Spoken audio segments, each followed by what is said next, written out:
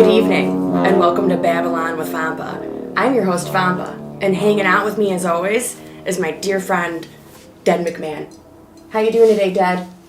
Not too bad. Yesterday, I went to a all-you-can-eat buffet. Oh, how'd you like that? The mashed potatoes really stick to your ribs. Dad, you don't have any ribs. Maybe that's why I feel so empty inside. It must be really hard not to have anybody. Anyway, my guest tonight is Jason, live streams AI Choose Your Own Adventure Stories. Please welcome to the lair. We can take Jason it from AIPD. Hello! Thanks for having me. Hi, Jason. Thank you so much for coming on down to the lair and joining me tonight. Thanks, Vampa. Thank you again for having me on. Yeah. Of course. I guess, first of all, I would really like for you to explain to my audience exactly what AI Choose Your Own Adventure Stories are. Sure. So in 2019, there was like a hack project called AI Dungeon that came out, and it's a text adventure powered by AI. So you type something, you can type in anything, and an AI will generate and go with it, and it's kind of like a Dungeon Master AI a little bit. So it's like D&D with an AI Dungeon Master. So all the hard work of dungeon mastering is done by an AI. So was Dungeon Master created to do like a Dungeons and Dragons or like a role-playing game? It was trained off of adventure stories. So yeah, it was like trained off like an archive of old like D&D adventures, I think. So. Oh, okay, cool. Yeah. So how long? Okay, let me start off with what inspired you to do this and to live stream it and to I guess, and if my viewers don't know, you can tune into the live stream and you'll take prompts, right? Yes, we take suggestions and user submitted prompts. Yeah. So what inspired you to start doing this? So as soon as I saw the game, I saw Oni NG. He's like an animator from Newgrounds, and he does Oni Plays, which is like a Let's Play channel. And they played the game on stream, like the early alpha of it. And immediately I was like, wait a second, you could say anything. Because when I was like in elementary school and I first played like Oregon Trail or like Zork or whatever, you could type in like, but you had to type go west. You had to like figure out what the controls were. You were very limited. I was like, you can't be like, tell the bat to eat its own shit. It's like, you would type that, it would just be like, I don't understand. Right. But with this, it'll go with it. It'll be like, you make the bat eat its own shit. And also, it likes it. In fact, it comes up with a shit restaurant. Yeah, that is something that's like so like fun about watching the stream is that you never know where the AI is gonna go. It goes into places that I feel like no human would consider, even like very creative people. Like you said, like it opens up its own restaurant. It's like you never know. Yeah, it's like I do improv, and so like it's like an improviser that never says no. Well, sometimes it'll kill you, but you can always retry. Yeah, and so it's like, okay, just get another one. Yeah, that's really fun. How long have you been doing this? Originally, it was going to be a live show once a week at a karaoke bar in Madison Heights. Oh, cool. And we did one of those shows, and the next weekend was the shutdown from COVID. Oh. So we had to flip. It was going to be streamed on Twitch and stuff, but yeah, it was just going to be a once a week thing. And I don't know, something got over me. I was like, because I had been setting it up for like a month, and I was like, so bummed. Yeah. And then I just started streaming every day. We streamed like every day of the first year of the pandemic, and then I went down to 3 times a week because that's a lot. It is, yeah. I mean, back when we weren't doing anything during like 2020, it was probably like, I can imagine something like that was like probably keeping you going. I mean, it was a way to socialize with other comedians and stuff, and keep in touch, and just having fun. Yeah. Of course, I'm sure your like your group and your fans probably really enjoyed that too. And the AI improved like vastly from the first time we started. Did it really? They've been like, this is like emerging technology. Yeah. So it's getting smarter and smarter every day. And dumber sometimes. Like interesting. It changed. In what ways would you say it gets dumber? Sometimes it doesn't get as wild as it used to, I feel like, but in a better way. Sometimes it's a little bit more boring. It's like, yes, you go here and you open the door and you see something you expect. But that first like couple months of playing, it was wild. You never knew what was going to happen. Like sometimes you just open a hell portal on Mars or something, even though you're just like, I'm at a Denny's. Like, what's going on? I don't know where I got that from, but that's great. That's fun. Yeah. So I wonder if this is just my speculation. If they think that by making it more dumb, like you say, they're making it like a little more realistic, or like it would be passable as like a human wrote it. It's like more understanding of what you're saying. So like, yeah. But there's like a ton of settings you could tackle and stuff too. So I think they're trying to find the best balance for like coherency and random wackadoo shit. Yeah. So I was looking a little bit at the Novel AI website, and it almost, and maybe I'm wrong, but it almost seemed like they were kind of advertising it as like a writing tool. Yes, to help you write your own stories. I could see. I feel they're really missing out on the game aspect because, I think they're trying to get away because AI Dungeon was kind of like the original one, and it advertises itself more as a game. And then over the pandemic, they kind of had a following out because they were like reading people's like personal stories and stuff, and they like put in filters. And so a lot of people got banned on stuff the AI was coming up with. It was a whole fiasco. With personal stories. They just didn't realize that like staff was reading their stories. Like some people, when they were using the AI, would write like romance stories about their personal lives and include a lot of details. I see. And then they started reading them, and they're like, "Wait a second, you could read our stories?" Like it was kind of like, oh, so it was like a privacy type issue. I see. Yeah, not cool. So Novel AI was born out of that, though, and it's, I think, a much better tool. But yeah, I guess they're trying to figure out what to brand it as, because it's hard to explain a little bit. But AI storytelling, I think is the core. It's interesting because just like recently, maybe within the past few days, I've noticed that what's gone viral is that AI photo. Yes, DALL-E and image gen. I mean AI, a lot of crazy shit we're going to be seeing over there. So far, everything I've seen from that has been a complete cursed image. But it's a little scary though, because it's like, well, that's where it is now. Yes. You know, and you say that you've already noticing over the course of 2 years, right? Yes. That it's gotten better. So. Yeah. It's only a matter of time before there's a feature film entirely generated by AI. Wow, yeah, and they've been kind of talking about that for a while. Well, I feel like ever since maybe Avatar came out, and even before that, and I guess they've done this in films too. I'm not really up on the past, I would say 15 years of movies, because everything is a little slow and hell where I'm from, so everything's kind of a couple decades behind. But trying to make actors look younger. Oh yeah, 100%. The Irishman. Yeah, I knew that. I knew there was one I missed. There's Uncanny Valley, but yeah, soon it'll be like you can't even realize. Yeah.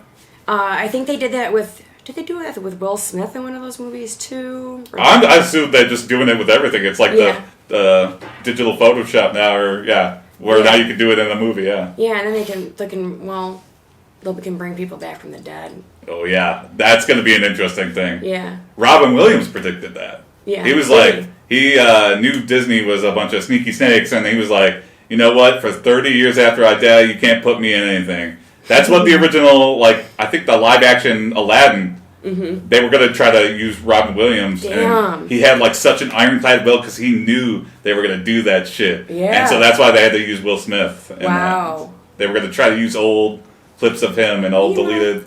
I'm really happy that he had that in there, because that's creepy and maybe too soon. Yeah. Oh, 100%. Williams too. Yeah. That wasn't that long ago. Yeah. But yeah, with AI voices too, there's going to be an interesting lawsuit coming. I feel like there's going to be someone who lays down the voice, and be like, I didn't say that, and AI said that, and I want it taken down. Yeah. But, and if it's, there's a lot of deceased individuals who have very litigious estates and family members who are going to jump on that too. So we'll see. Or I guess, and then the opposite of that are family members who don't have anything going on for themselves, so they want money. Oh, yeah. So, put my dead relative in it. Yeah. He'll do it. It's going to be very interesting the following years, especially, related to AI stuff. So. Yeah. Do you have on your Twitch channel anyone helping you out besides yourself? Nope, all self-taught. Yeah, I've messed up a lot, especially with like sound and I've never streamed before, so it's just like figuring it all out. Cameras, lights, sound, just how to talk, not saying ums and ahs, dead air, get rid of that. It's hard. It's really hard to do. It is, and it's the more you do it. Exactly. It's like it's a learning curve, and you when you do the first one, you know what didn't work, and then you try the next one, and so on and so forth. You seem like you got a pretty smooth show. Yeah. I think we figured out a lot of the kinks. Yeah. And the format. It really. Originally we were writing all the prompts and stuff, and I was like, oh, it's really hard to like write all these prompts, and then we passed a threshold as we were doing the show where we just had so many user-submitted prompts. I'm like, I'm set. I don't have to write a prompt again. And it's kind of freeing to... Because, people, all the different regulars, like, we get prompts from a lot of different people. I'm like, oh, I didn't even realize you watched the show. It's just like, hey, I've been listening for a long time. I'm like... Because with Twitch, it's like, if you're not watching the live stream, I'm like, oh, okay, that's it. Only 10 people watched this show. But with YouTube and all the clips and stuff, a lot of people like listen after the fact, and they're like, hey, I listened to you at work. I'm never able to catch the stream, but I love listening to you guys. I was like, oh, shit, thank you. So do you take, do you have an email where you take the suggestions, or where do you... You could join our Discord. Okay. It doesn't have a friendly link, but if you go to AIPD.xyz, that's our website, and that has a link to all our stuff. And when you're watching the show, you can go to the description, and I'll put a link to that too. So that'll be right there, along with all those other links too, to the Twitch and to the YouTube and to all of your various social medias that I'm sure that you have. Yeah, for sure. I'm on everything. Yeah. And we have a lot of guests too that like cycle on because it's nice to change up the energy and just. Yeah. I feel like I get a lot of non-technical people too because I really believe.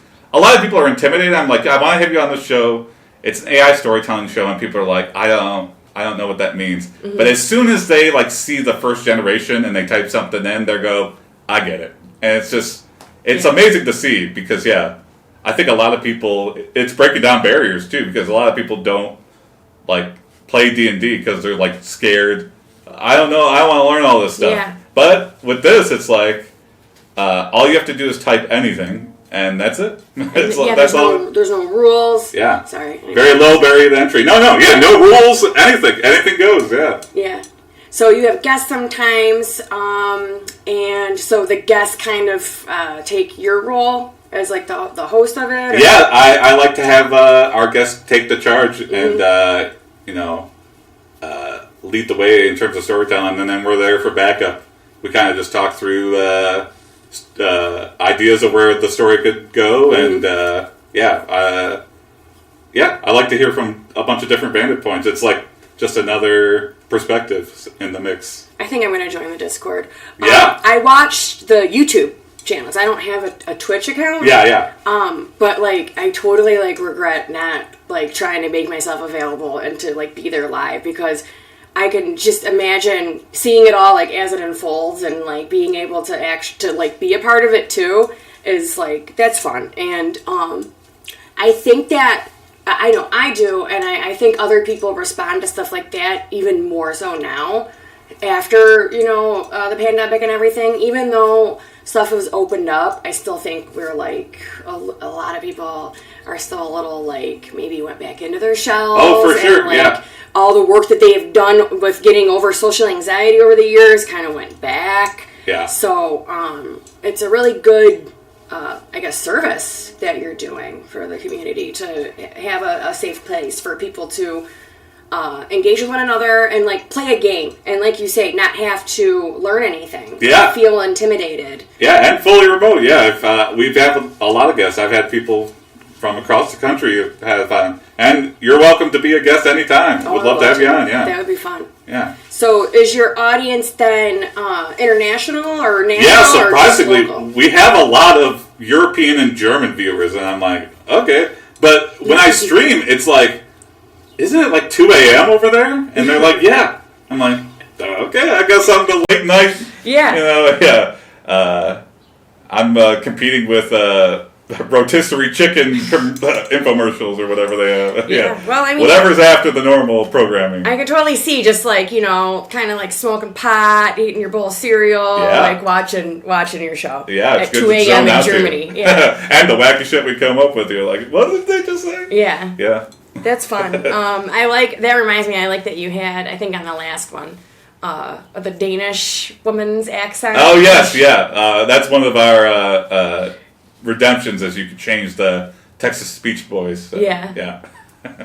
I like that. I didn't really know what a Danish accent was. Yeah, me neither. I was like constantly surprised. I'm like, what is Denmark? Yeah, I don't know. I don't think I could pick it out. But then, yeah, you switch to it and you're hearing the story read by. And that leads to some interesting things too. Is when there's a different accent reading some words like. It's just like completely different pronunciations. Like with German D, I think it's instead of she, it goes S-I-E. It's like, okay, nice little bit there. Yeah. Do you think that you'll ever try to plan or in the future to do a live version of this? Yeah. I mean, again, it started as a live show, and I would love to do it at the Ant sometime, and. My worry is that I don't know if it's got like a local pull, but I think it'd be interesting enough once people see it. If people are coming out to something, I'd like to slot into like a variety show and like test the waters. Oh, that'd be cool. Yeah. This is my opinion, but I think that like maybe if you did it live, you could bring in more people. Yeah. I've toyed around with it. Yeah. The fear of just nobody showing up is is strong, but I feel you on that. Yeah. I gotta get over it though. Yeah, I really think people would take to it too. Yeah. And it's one of those things where it's just like you just gotta see it once and you go, I know what that is now, and I like it. So. I think it really lends itself to the Ant, with like the bar attached to it. And people getting loose and having a lot of fun with that. Would you take if you did that live? I'm just trying to imagine how. Sure. No, let's workshop this. Yeah. Like in a theater setting. Would you take prompts you already have, user prompts, or would you do specific prompts for the live show? I would probably put out like a box and have like slips, like at some improv shows how they have like write a line or something. I'd set that out before and be like, hey, if you want a prompt that will most likely be in the show, write one down and we'll do it. It can be very simple. It's could be as simple as a name and a weird occupation. So that'd be fun. You should get that going. And if the audience out watching, it's happening. If you want to see this, hold me accountable. Yeah. So, kind of switching gears, I guess. I'm going back and forth a lot. No, go for it. Yeah. So the programs that you use, the Dungeon AI, the Novel AI, they're called generated pre-trained transformer models. Am I right on that? Yes. Yeah. That's like the backbone, and that's just a fancy way to say. It's trained on a bunch of text to, I think the first example that they used was like, they were writing like a research paper about like parks or something. And so it wrote like a paragraph of this paper about national parks or something. And then the AI generated the rest. Little did they know it was going to be used for wacky creative adventures. Like, did it write like a good paper? Yeah, I mean, it might not have been accurate, but it was like, I believe this. This sounds like plausible. It sounded good, but Yeah. we don't know if it's true. Yeah. What are some of your favorite ones? You mentioned Novel AI. You said that. AI Dungeon, I would stay away from. There's like Cobalt AI, which is a free one, but it takes some programming know-how to set it up a little bit. Yeah, and there's Hollow AI, which is a little bit cheaper than Novel AI. Again, there's a lot of these sprouting up, so I expect there to be a lot more, but Novel AI is definitely a fave. And what makes it a favorite for you? Is it user, accessibility, how funny and crazy that it comes up with, price? What are some of the things that like make it a good one? Yeah, the creators are just so ear to the ground with the community. Like they listen to every comment and respond to it. And yeah, since it's been released, it actually just had its year anniversary. They've added so much new stuff that the community has requested. So they have like AI text-to-speech voices and a much nicer editor and different trained models. They have like different modules trained on like literature and like cat girl fantasy, or it gets wacky. Yeah, like feudal Japan or like they have a big list of them that you can like, and it'll kind of steer the story more towards those. So it's kind of like a favors those genres if you select that. So, or you can go buck wild with like a cross genre one. So that sounds a lot of like fun. Yeah. How soon do you think computers will become our overlords? I feel like once it happens, it's going to happen fast. But I feel like it's still pretty stupid. Yeah. I feel like we're a ways away. I don't think in my lifetime that'll happen. I was going to ask you if you thought it'd be in our lifetime. Yeah. My day job is a programmer, and when people bring up that fear, I go, good luck, because even programs that hundreds of people have written can barely get the job done. Yeah. So, we'll see, but I don't think so. I think we're pretty safe. I heard through the grapevine a Google headline that had said that Google fired someone because they were having conversations with the robot. Yeah, there's some interesting controversy around that, especially with Google, and they're like, people on their close AI team are being let go. But I wonder if that's kind of also just people like, I can't believe I got fired and I want to start some shit that's plausible. Who knows? Yeah, I don't really know, but we'll see. Yeah, some strange things are going to happen. I mean, Her is coming to life, like that movie with Walking Phoenix. Right, yeah. People are going to be falling in love with the AI. If it hasn't happened already. Yeah. I'm sure they have already. Yeah. It Oh, doesn't take much for some people. Like the episode, I don't know if you're a Star Trek fan, Next Generation. There's, they have the holodeck. Oh, yeah, with Geordi falling in love with the program, And then he meets the real life version of her, and she's mean and cold. Yeah. And she's like, you are a big creep, and I don't know why you did this. I'm leaving the ship. Yeah, that's happening. That might happen in our lifetime. that program might exist, but it's not taking over the world. But they are getting better, though, at writing stories and making them more, I guess, sensical. Yeah. And it's kind of also like you're the main thing steering the ship. So it's kind of like if you've got bad writing, you're going to be like, oh, this kind of generates shit. It's like, well, you're kind of taking it in a shit direction sometimes. Yeah. So it's a little 50. It definitely is a tool as opposed to like a co-author. I see. Yeah. So it's kind of like what you put into it, I guess. I mean, that's what I think about, like, computers anyway. It's like the computer's only going to be as smart as the person who's programming it. For sure, yeah. So the writing's only going to be as good as the writer who's giving the prompts and things like that, or what have you.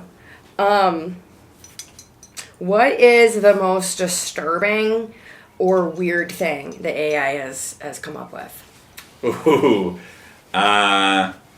Well, it's trained off of like internet data, so sometimes there's like biases.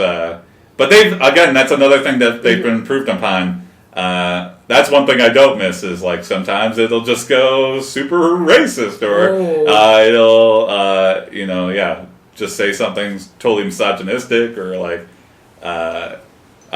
trained off of weird internet, so it's like Reddit comments and who knows what. Oh boy. But what you put into it too, like you can remove those biases by removing it from the training data itself. So, it's gotten rid of it. But sometimes it's just like, when you start out a story, like one of our former co-hosts, Jim, who's in Thailand now, he was notorious for saying the most innocuous things and getting killed. Like, I think he went to go get a tattoo in one of the stories, and he got hit by a bus. And it was so reliable that Jim would say something innocuous and get himself killed that we had a Jim kill counter. Oh my god! Based on things he would say. Yeah. So. I didn't like Jim. Yeah, he knew the exact passcode to get our character killed in every story. So, is there any other like situation that just like completely just took you like off, like just knocked you out of your seat? Like, why would this even happen? We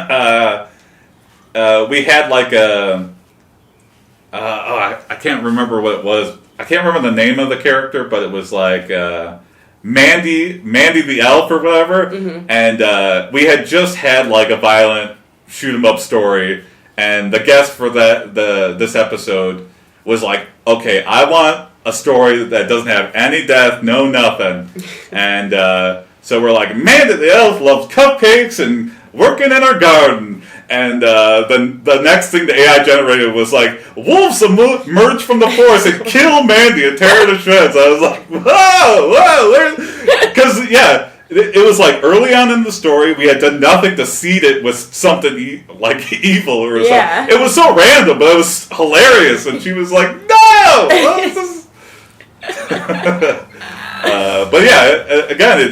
I would have never thought to have vicious wolves emerge from the forest in this innocent Disney-esque story. So, you never know what to expect. And that's why I love playing it still.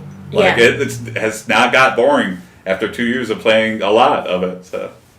Yeah, I think that's like one of the things that's like really attractive about it, and like what'll like keep you coming back or anyone else is that stuff like that happens. Yeah, it doesn't loop either. Like sometimes it'll loop in a story or whatever, but if you start a new story and type the same exact thing in, it'll give you something completely different, which is wild. And you can you go back a step on those, like delete and then try something again? Undo and retry, and you can. Novel AI has a nice like branching path, so you can like if you like go back and you're like actually that old branch would have been better. You can go back and go forward again. Very very forgiving. Yeah. So if it generates something you don't like, you can always redo. One of the thing out of the selection of the of your videos that I've watched, the thing that I thought was the most disturbing was during your open mic one. And the AI says, "This isn't a joke. Nuclear assault." Yes. Just that's it. Yes, that was very fun. And also very strange. Yeah, very strange. Yep. That was a fun thing you did. Do you ever think you'll do something like that again? How did that go? Yeah, I've gotten a lot of feedback like that's like when you're going to do it again. And that night was particularly frightening because there was like some drunk hecklers there. Oh, boy. For those of you who don't know, I used an AI to generate stand-up material, and I did an open mic set with it. And that's on my YouTube, youtube.com/AIPD69. Watch it. It's funny. It's funny, yeah. And another one coming soon. But, So, it's interesting, yeah. People laughed, but it was like, that took a while to get a little bit of material that was anything usable, but it's fun. Yeah.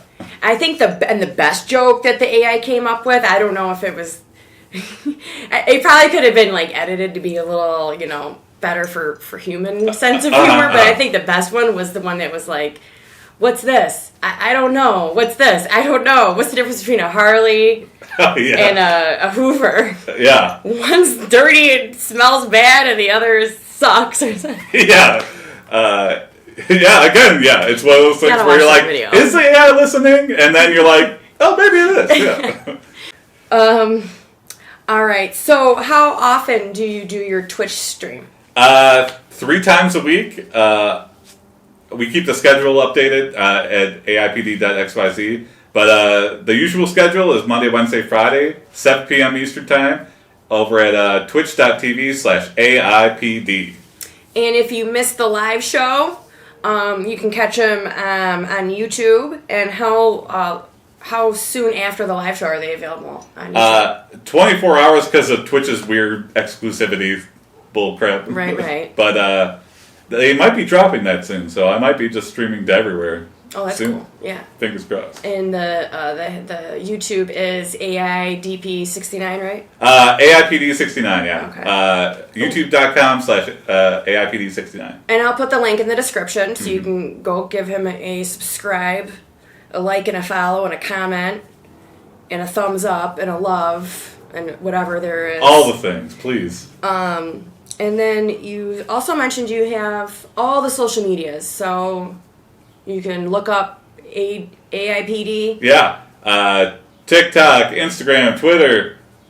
I think that's it. Facebook, yeah. Facebook. Yeah, is that it now? I don't know.